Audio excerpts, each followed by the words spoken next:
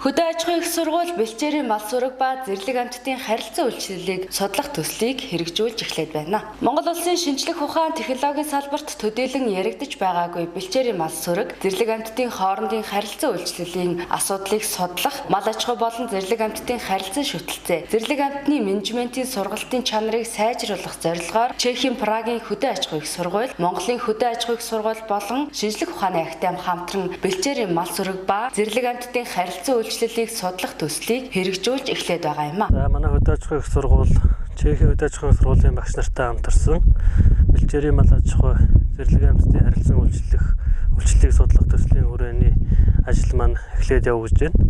За энэ хүү ажил маань 2 жилийн хугацаантай хэрэгжинэ. Говьсөнбөр аймгийн Цойр хотод. За энэ хүү судалгаагаар бол энэ бүс нутагт байгаа амьтдын тархац, байршил, бэлчээрийн мал аж ахуйн давхцлыг бас судал тогтоож байгаагаар давуу талтай юм аа.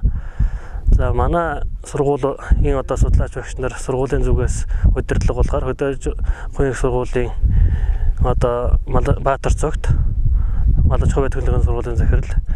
За Говьсөнбөр аймгийн засаг дарга Батцуур нарын хооронд байгуулсан санам бичгийн хүрээнд энэ хүү ажлууд манаас явагдаж байгаамаа.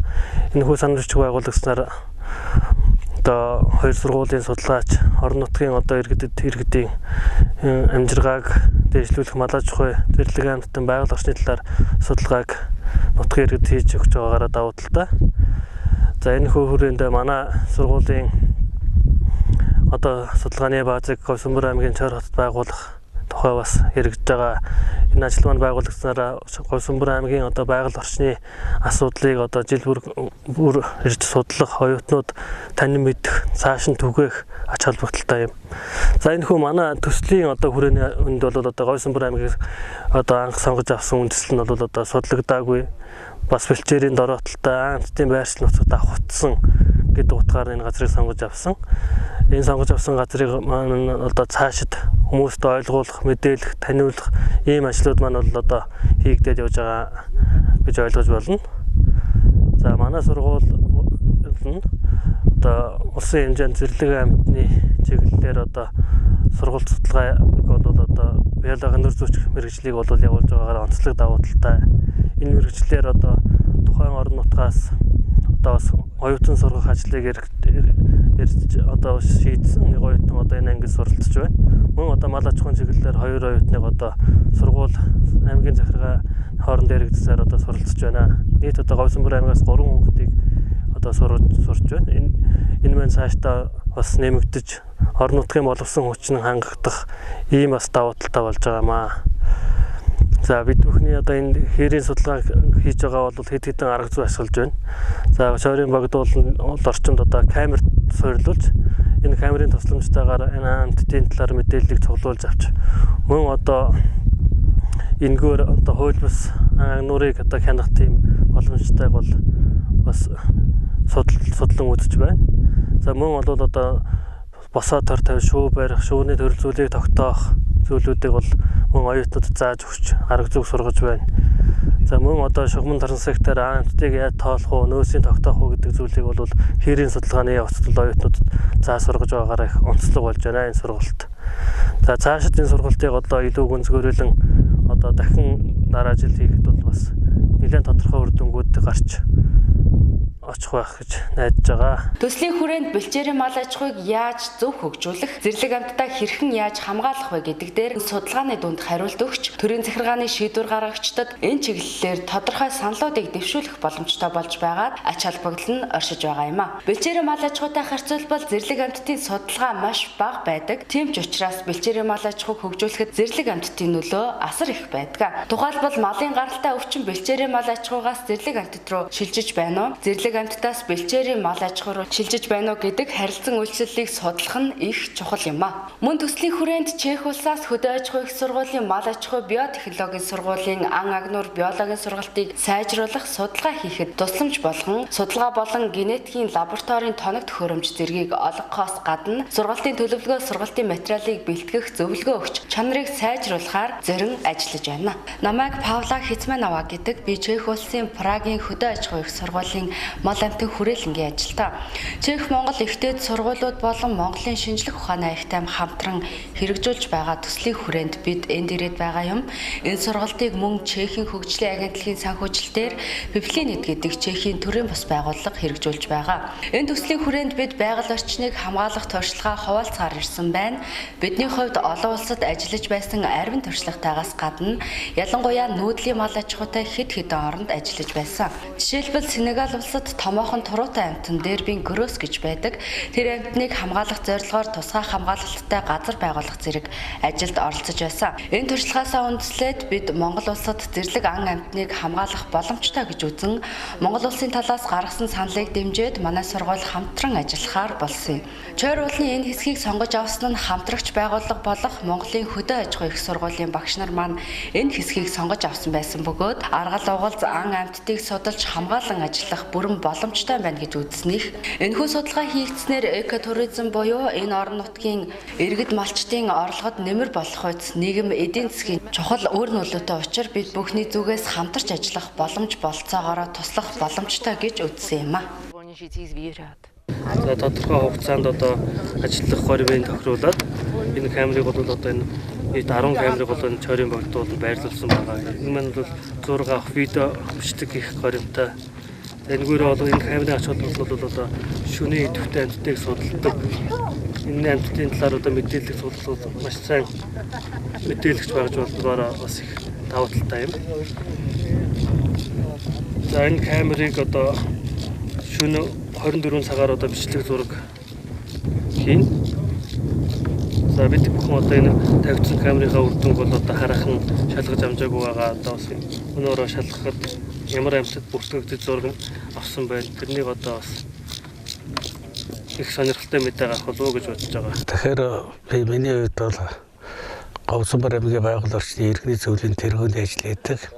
Тэгээ мөн энэ 5 дугаар баг дээр уулзуурын гол нөхрөлийг байгуулад одоо яг жил болж байна. Тэгээ нөхрөлийн гишүүдээ хас хамруулаад тэгээ энэ сайхан арга хэмжээ өнөөдөр энэ цуслан дээр болж байна. Одоо энэ арга хэмжээний хол асуудал бол энэ орон нутгийнхаа байгалийн баялаг, байгалийн үзэсгэлэнт газар, ан амьтан, ургамлын зөв тогтлыг бас ард түмэнд зөв таниулах судалгаа шинжилгээний ажлыг энэ одоо манай төслийн улсууд хийж байгаад туйлын баяртай байна. За энэ гол үйл ажиллагааны гол цөм нь бол Говьсанбар аймгийн засаг даргатай одоо өдөө аж ахуйн сургуулийн биотехнологийн сургууль санам жижиг 5 жилийн хугацаатай байгуулаад тэрний эхний үйл ажиллагааны эхлэл явагдаж байгаа нь одоо орон нутгийн ард түмэн бидэнд бол бас ас жавшаантай сайхан үйл явдал болж байгааг бас энд онцлон хэлэх зүйтэй байна. Тэгээ энэ төслийн арга хэмжээ дэмжиж туслахад орон нутгийн удирдлагууд ард иргэд идэвхтэй сайхан оролцож байгаль хамгаалагч нар бас энэ дээр бас онцгой анхаарал тавьж ажиллаж байгаа нь ирсэн улсуудын бас сэтгэл санд их өндөр одоо сэтгэл төрүүлж байна. Мөн цаашд бол манай энэ одоо төслийн арга хэмжээнд Чехийн мэргэжлэн багш нар, манай өдөө аж ахуйн сургуулийн багш нар одоо ингээд 20-од оюутантай ирж бүхэл одоо үзэсгэлэнт манган төрхөөрөө байгалийн баялагын газар зүйг одоо судалж энд бол одоо жинхэнэ манган төрхөөрөө байгаад судалгаа хийж байгаа нь маш одоо үр дүнгээ өгөх юм сайхан боломж нээгдэж байна гэж энэ багш нар маань сэтгэл өндөр ярьж байгааг одоо бас ард түмэндээ бас дамжуулж хэлэх таатай байна. Ингээд энэ үйл ажиллагааг дэмжиж тусалж явах асуудалд ард түмэн бас сэтгэл санаагаа нэгтгэж ард олонтойгоо хамтраад байгалаа хамгаалах л одоо бидний гол цөм болж байгааг бас энэ үйл ажиллагаа төлөвлөж хэлж бүх улсуудаа байгалийн төлөө сэтгэл зүрэн гаргахыг хүсэн ерөөж байна да. Манай энэ хүү одоо ажилд одоо сум орон нутгийн иргэд маань үнэхээр одоо бас дэмжиж ажиллаж байгаад туйлын их баяртай байна. Энэ хүү ажилд маань одоо гүн тусалцаа үзүүлж байгаа за Алтанболд гэж хүн байна. За энэ нөхрөлийн одоо гишүүд байна. За аймгийн одоо удирдлага байна. За Бат Эрдэнэ дарга, Батсуур дарга эдгээр хүмүүс нь бол одоо бид хэдийн ажлыг бол их ойлгож дэмжиж ажиллах бололцоо нөхцлөөр хангаж өгч байгаад бол бас бид бүхэн маш баяртай байгаа юм аа. Уг төсөл хэрэгжиж эхлэх болсонтой холбогдуулан хөдөө аж ахуйн их сургуулиас багш Ууганбаяр Магсарч авнаар Прага хотод зочлон Прагийн хөдөө аж ахуйн их сургуулийн зэрлэг амтны сургалт судалгаатай танилцсан туршлага солилцоод иржээ.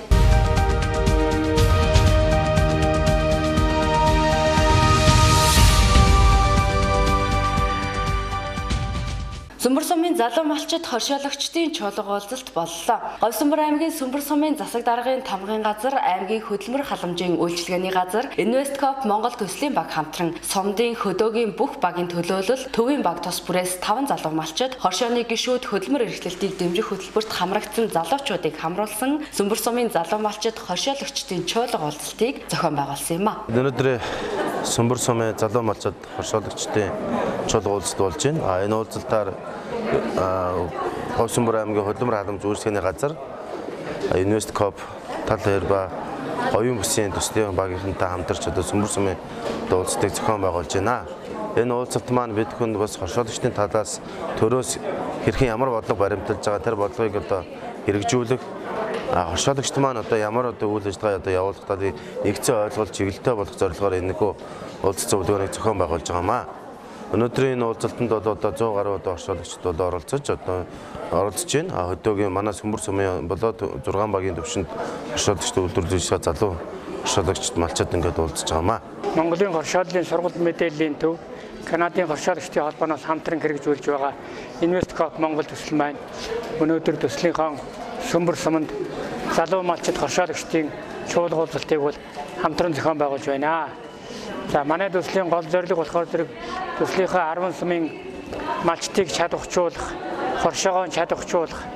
Хоршоогоо чадварчуулснаар малчидтан хүргэх үйлчлэгийг сайжруулах, тэдний эрэлт хэрэгцээг хангахад бол гол зорилгоо болгон ажиллаж байна. Түүний хүрээнд өнөөдрийн Сүмбэр сумын залуу малчдын чуулга уулзалт маань болж байна. Энд бид нэр одоо бас тодорхой сэдвүүдээр илтгэл мэдээлэл хийж байна. Мөн сумын хоршооттой хамтран ажиллаж байна. Ингэж бид бүхэн одоо жинхэнэ хоршоогоо бол мөн чанараар нь ажиллаж, үүний үндсэн дээр малчдынхаа эрэлт хэрэгцээг нь хангах, тэдний одоо хүсэн хүлээж байгаа үйлчлэгийг хүргэх ийм зорилготойгоор ингэж ажилладаг. Нөгөө талаар малчид маань одоо бас мэдэхгүй чадахгүй зүйлүүд их тулгардаг. Иймээс малчдтайгаа хамтарч ажиллах, малчтаа чадварчуулах, тухайлх юм бол малын эрүүл мэндийн чиглэлээр, малын үржлийн чиглэлээр, тэжээл хангамжийн чиглэлээр одоо ямар арга хэмжээнүүд хийх ёстой юм, ямар үйлчилгээнүүд байдгийг, энэнийг хэн хийх ёстой юм, хэнд хандах ёстой юм. Энэ бүгдийн талаар бол малчидтаа бол бид нэр бол төрөл бүрийн сургалт семинаруудыг бол сум орон нутгийнхаа төрөл захиргааны байгууллагуудтай бол хамтран зохион байгуулж ирлээ. Тухайлх юм бол манай төслөөс жилүүр төслийнхаа сумдын засаг дарга нартай хамтын ажиллагааны санамж хүчиг байгуулж энэ хүрээндээ бол үйл ажиллагаагаа хэрэгжүүлж байна. Ялангуяа өнөөдөр одоо энэ Сүмбэр сумын маань нэг онцлог гэх юм бол Монголын 21 аймаг 330 сумаас ирсэн төлөөлөлтэй 300 орчим мянган малтай 10 горшоотой ингээ үйл ажиллагаа явуулж байна. Гисэн хэдий бол одоо бид нэр цаашдаа анхаарах юмнууд байна. Хоршоогоо жинхэнэ мөн чанараар нь ажилуулах хэрэгтэй байна. Хоршооныхон гишүүдийг нэмэгдүүлэх хэрэгтэй байна. Хоршоодтой хурж үйлчилдэг хэрэгтэй байна. Энэ олон тал дээр одоо илүү цаашдаа яаж хамтарч ажиллах зүгээр вэ? Ялангуяа залуучууд маань, залуу малчид маань юун дээр анхаарах вэ? Яаж хоршоог мөнгө чанараар нь ажилуулж хамтран ажиллах талаар бол өнөөдрийн чуулга уулзалт бол гол анхаарлаа хандуулан ажиллаж байна. Энэ дээр Сүмбэр сумын засаг дарга тамгын газар, аймгийн хөдөлмөр халамж үйлчлэгээний газрууд бол хамтраад санаачлаад манай төсөлтөнд тавиад ингээд одоо тодорхой үр дүнд хүрэхээр ажиллаж байна. Оролцогчдууд хэдвэхтэй байна. Олон залуу малчид ирсэн байна. Энэ бүгдийн эцэстүүл өнөөдрийн чуулга уулзалтын эцэстүүл тодорхой үр дүнд хүрнэ гэж ойлгож байна. Хоршоодууд маань мөн одоо тодорхой зүйлийг сэднэ гэж ойлгож байна. Залуучууд маань цаашдаа явах зүг чиглэн илүү тодорхой болгож явна гэж ойлгож байна. Манай хөдөө аж ахуйн хоршоо байгуулагдаж байгаа хэдий ч удирдах зохион байгуулалтын гишүүдийг ирдэг оролцоо найдалгүй. Эдийн засгийн тооцоо судалгаа үр шиг муу байгаадаас болж сайн хөгжиж чадахгүй байна. Сүүлийн жилүүдэд зөвхөн ноос арширны урамшуулалт хамгаалахын тулд хоршооны гишүүнээр тохиолдол ажиглагдаж байна. Залуучуудаа залуучуудаа бүгнийг энэ байдлаас ангилж оршоо чиглэн утгаар байгуулж ажиллах тэр дундаа дундын оршоо байгуулахад эдийн засгийн оролцоог сумын даргын зүгээс уриалж байна. Цаашид бид хамтран оршоог дэмжих бэлчүүд мэдээлэл ханах боловсон хүчнийг чадваржуулах оршоогоо хөгжүүлэх амжилтанд хүрсэн улс орнуудын туршлагыг судлах зэрэг арга хэмжээг авч хэрэгжүүлэх шаардлагатай байна. Монголчууд манай зөвхөн үйлдвэрлэлийг үр ашгийг нэмэгдүүлэх, эдийн засгийн эргэлтийг сайжруулах, залуу малчдыг сургаж үлдэх, нүүдлийн уламжлалт арга туршлагыг өвлүүлэн дэвшигдэн техник технологи эзэмшүүлэх, тэдэнд санхүүгийн дэмжлэг үзүүлэх шаардлагатай уран гарч байна. Энэ үднээс малын гаралтай түүхийг махсуу бүтээгдэхүүнийг боловсруулах, үйлдвэр Угсаа ашиг шимээгийн дээшлүүлэх үйлдвэрлэлийг дэмжих, хөдөө аж ахуйн салбар хөдөлмөр эрхлэлтийг нэмэгдүүлэх зорилго үгүй залуу малчдад чиглэсэн хөдөлмөр боловсруулалт хэрэгжүүлсэн зүйлтэй байна. Сумын хөдөө аж ахуйн чиглэлийн оршоо байгуулах, малчид хөдөлмөрөө хоншиж ажиллах талаар залуучуудаа бүхнийг идэх харган энэ ажлыг мандатан ажиллах гэдэг бид бүхэн итгэлтэй байгаа. Залуу хүний эрх хүчээ нутаг орноо гэсэн итгэл зүтгэлээр өдөөгийн малчид тэр дундаа залуучдаа бүхний амьдрал ахуй өсөн дэмжиж эдийн засгийн өндөрлөлийг давж нутаг орн маань хөгжих болно гэж бид үзэж байна. Хөдөлмөр албан зөвлөлтийн газар маань одоо орон нутгийн залуу малчдыг дэмжих төрөөс одоо хэрэгжүүлж бодлого шийдвэр мөн хөдөлмөр эрхлэлтийг дэмжих, малжуулах арга хэмжээг одоо хөтөлбөр төслийн өрөөнд хэрхэн зохион байгуулах талаар бол мэдээлэл авах хүргэсэн. За энэ жил манай аймгийн хувьд бол хөдөлмөр эрхлэлт дэмжих чиглэлээр бол одоо хэрэгжүүлэх арга хэмжээнд хоёр арга хэмжээ хэрэгжүүлэхээр байгаа. Нэг нь бол залуу малчдыг 15-аас 39 насны залуу малчдыг цөөн малтай малчин өөхийг бол одоо малжуулах арга хэмжээ хэрэгжүүлэх. Энд бол 5 малчин өрөхөд 25 сая төгрөгийн мал худалдаа авчих. За малчт маань бол дэмжлэгт хамрагдаад 24 сарын хугацаатай 2 жилийн хугацаанд 100% эргэнүүлэх нөхцөлтэйгээр бол одоо дэмжлэгт бол хамрагдаж байгаа. Хөтөлбөрийн өрөөнд бол одоо 5 малчин өргөө ажлын хэсгээс сонгон шалгаруулад Сүмбэр сумаас 3 малчин өргөх, Шивэговоос 1 малчин өргөх, за Баянтал сумаас 1 малчин өргөх гээд 5 малчин өргөө сонгон шалгаруулсан. За малчтаа мал худалдаа авах одоо тендерийн ажлыг зохион байгуулж байна. Малчтын одоо цааш мал арга ажиллагаа туршлага солилцоо уулзалтыг бол одоо зохион байгуулна. Тэгээ малчтаа бас жижиг зээлд хамрагдах одоо талаар мэдээлэл бид хүргэж ажиллаа. Чуулга уулзалтын үеэр хөдөө аж ахуйн салбарын өнөөгийн байдал, бодлого, зорилт, сумдын хоршоодын хөгжил, залуу малчдын хөдөлмөр эрхлэлт, хоршооны хөгжилд залуу малчдын оролцоо сэдвүүдээр хэлэлцүүлэг, ярилцлага болсноос гадна чуулга уулзалтаас гарах уриалгыг олноороо хэлэлцэж батлсан үр дүнтэй чуулга уулзалт болсон талаар малчид ам сайтай байсан юм а. Чуулга уулзалтын төгсгөлд малчдын дунд нөхөрсөг гар бөмбөгийн тэмцээн болж, малчин залуучууд маань нэг өдрийг номын дуутай, уралдаан наадгаатай өнгөрүүллээ.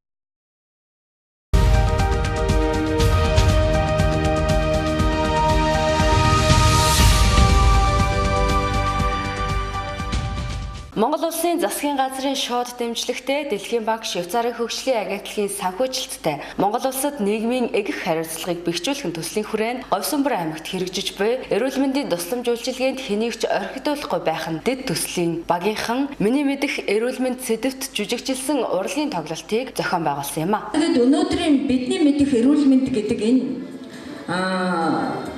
жүжигчилсэн тоглолтыг ямар зорилгоор хийсэн бэ гэхтэй зэрэг бид нар энэ төслөө нэгдүгээрт таниулан сурталчлах, хоёрдугаарт бидний эрүүл мэндийн төлөө хайртай хүмүүсийн маань амнаас эрүүл мэндийн төлөө цаг зав сэтгэл мэрэгчлээ зориулж яадаг эмч нартаа ер нь зориулах нь зүйтэй гэдэг энэ санаачлагаар бид нар энэ одоо жүжигчилсэн тоглолтыг зохион байгуулж байгаа. Өнөөдөр яагаад эмнэлгийнхэн маань өнөөдөр энд байхгүй байна? Бага яагаад оруулаагүй болоо гэж та нар бас бодож байгаа ба? Аймгийн нэгдсэн эмнэлэг дээр маань энэ 18-нд эрүүл мэндийн яамнаас ирдэг магадлан итгэмжлэхийн оловдог ийм тусгай шалгалт ирэх гэж байгаа. Тэгээ тэрэндээ бэлдээд өнөөдөр манай аймгийн нэгдсэн эмнэлэг өрхийн эмнэлгийн багууд маань оролцсонгүй. Үндсэндээ энэ талаас 5-аас 6 баг оролцох гэж байсан. За тэгээд бидний гол зорилго бол багуудын одоо тоонд бол хязгаар тавьсангүй. Яагаад гэвэл хэр зэрэг одоо олон байгууллага хамт олон бидний ажлыг дэмжиж оролцож байна уу? Тэрэнд манай төслийн энэ одоо жүжигчлэн тоглолтын өв таалга нээлттэй байх ёстой гэдэг зорилгыг бид нэр тавьсан юм аа. Ингээд 10 байгууллага бүртгэгдсэн албан ёсоор 2 байгууллага маань нэрээр татаж авсан. Миний мэдих эрүүл мэнд сэдвт жүжигчилсэн урлагийн тэмцээнд 7 байгууллагын баг тамирчид 3 төрлөөр өрсөлдөж шилдэгүүдээ тодруулсан байна. Тэргүүн байранд биеийн тамир спортын газрын 5 цагираг баг орж өргөмжлөл 500 мянган төгрөгийн шагналын эзэд болсон бол дэд байранд Төмөр замын Ахмадын хорооны 1-р баг буюу Ачтан баг орж өргөмжлөл 300 мянган төгрөг, 3-р байранд аймгийн засаг даргын тамгын газрын Энхийн дуудлага баг орж өргөмжлөл 200 мянган төгрөгийн шагналын эзэд болсон байна. Байгууллага хамт олоноо амжилттай зохион байгуулж тус тэмцээнд 3 баг оролцуулсан Төмөр замын Ахмадын хорооны байгууллага хамт олонд 200 мянган төгрөгийн шагналыг олгосон бол шилдэг дүрийн шагналыг Энхийн дуудлага багийн оролцогч Болор Эрдэнэ хүртсэн байна.